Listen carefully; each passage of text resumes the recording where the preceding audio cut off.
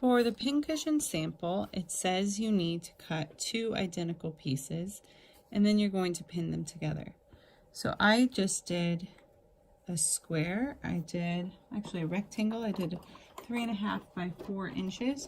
You could do any shape. It could be a circle, star, flower, heart, square, whatever you want. This pincushion demonstrates standard seam and pivoting, and can also be useful for the rest of the year. So I have my width at 0, my length at 2.5, and I'm going to be sewing at 5/8 inch. So when you do cut your pincushion, keep in mind it will be getting narrower by a little over 1 inch on each side. So I'm going to lower my needle and I'm going to backstitch.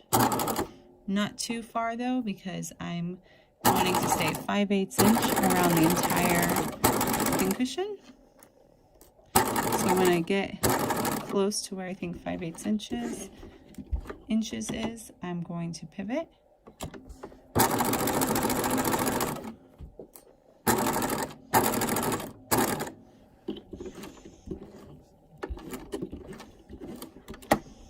And pivot again.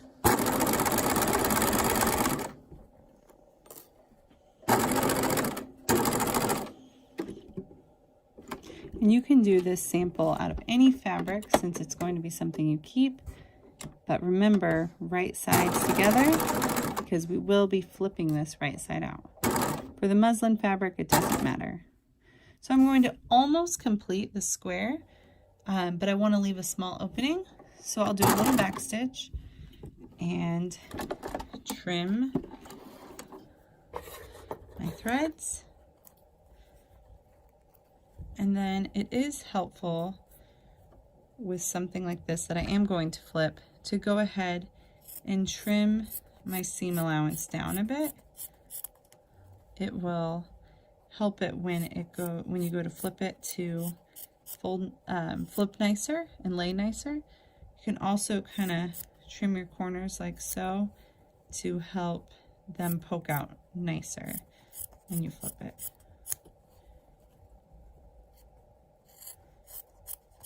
So I basically trimmed that in half. So then I'm going to flip my pincushion right side out.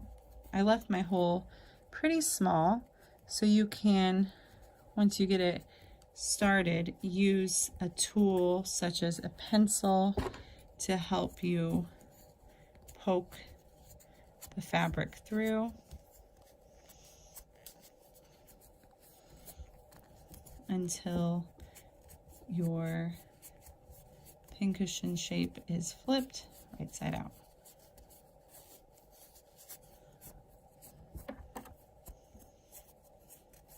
So notice how small my pincushion got. It doesn't matter if you make it small, but you want to keep in mind the functionality behind it if it's going to be really tiny.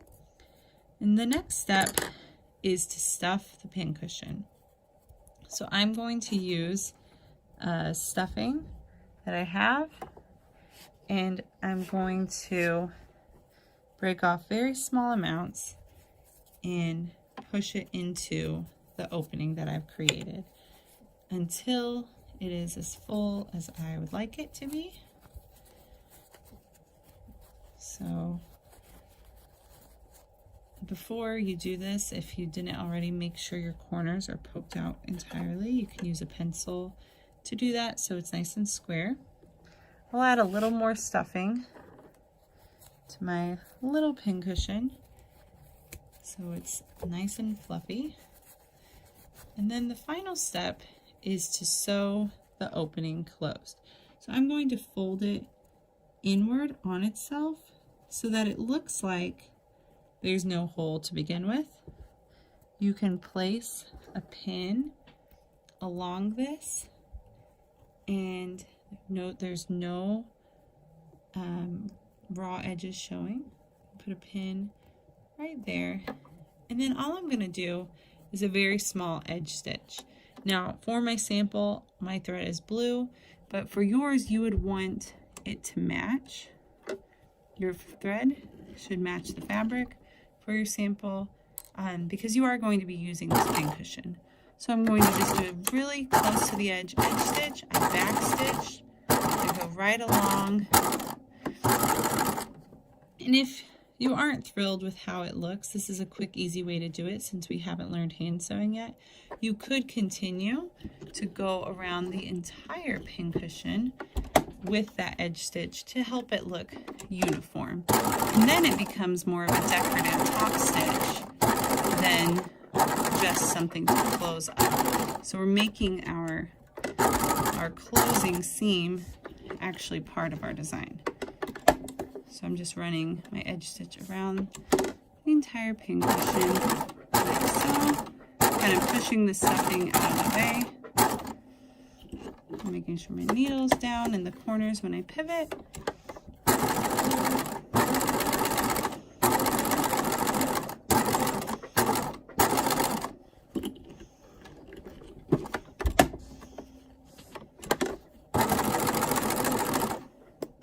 And when I get back around, I can back stitch. You don't have to edge stitch around the entire pincushion, but you can. So then I'm going to trim my threads. Again, your thread will not stand out this much because it will be in a matching color, but this helps you to see better with my contrasting color.